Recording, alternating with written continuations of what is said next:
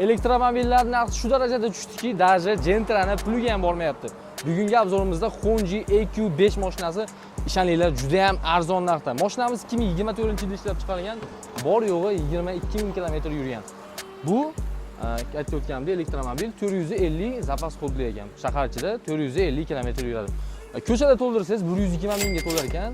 Agarda uyda to'ldiradigan bo'lsangiz 50 ming so'mga to'ladi. 50 ming so'mga degani 450 kilometr maza qilib yurishingiz mumkin. Mashinamizning salonini ko'rdilaring, juda ham komfort. Menga eng yoqqani buni orqa saloni hisoblanadi. Chunki juda ham keng ishlangan. Hozir qaranglar, svobodno turgan holatda ham mana bunisi yotqizib qo'yishgan ekan, ko'taramiz.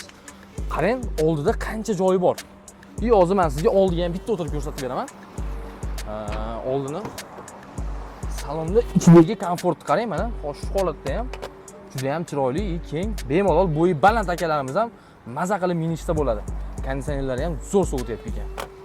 Xo'p, mashinamiz kraskasi aytganimdek top-toza, bor yo'g'i 22 ming yurgan ekan. Menga mashinani yana bitta yoqqan joyi kenggina bagaj bo'ladi. Luboy yukingiz ham bemalol sig'ib ketadi.